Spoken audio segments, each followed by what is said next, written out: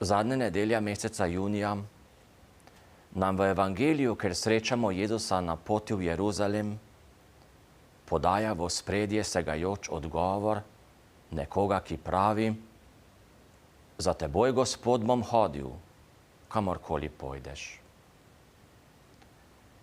Zanimivo, da evangelij ne sporoči imena, kdo je bil ta pogumnež. Bil je nekdo. Tako smo nekdo lahko vsi mi. Jezusova pot v Jeruzalem, ki po nedeljski Božji besedi odmeva v tem tednu, je pot, ki je vodila najprej v kraje, kjer bo odrešenik doživel nasprotovanje, trpljenje, pa tudi smrt. Smrt na križu. A jasno je bilo Božjemu sinu samemu, da ne gre le za pot, ki vodi v smrt, ampak najprej v življenje. Brez križa ne bo vstajenja. Brez trpljenja ne bo zmage nad smrtjo. Ljubezen je gnala Jezusa, da gre naprej. Zato nobena ovira ni bila prevelika. Kako lep zgled tudi za vse nas. In vprašanje za duhovna razmišljanja te dni naj bo: kako pa jaz hodim za Jezusom? Ali sem mnenja, da so na pot za njim poklicani zgolj duhovniki, redovniki, redovnice?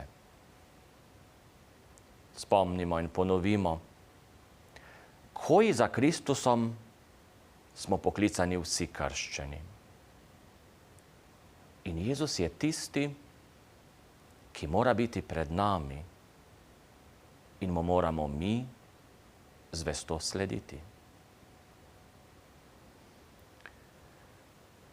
Kot nas je nekje spomnil nekdanji papež Benedikt, je morda kdaj res težko hoditi za Jezusom.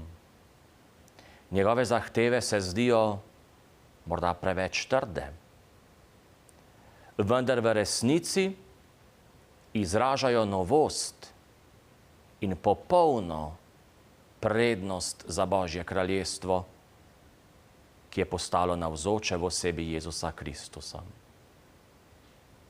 In kdor pa se popolnoma odpove vsemu, celo sebi, da bi hodil za Jezusom, ta pa vstopi v novo razsežnost svobode, ki jo sveti apostol Pavel opredeli kot hojo v duhu. Kristus nas je osvobodil za svobodo, piše apostol. Svoboda in ljubezen sovpadata, medtem ko poslušnost lastni sebičnosti vodi v rivalstvo in v spore. Dobra volja, ljubezen in korajža naj bo z vami na poteh življenja.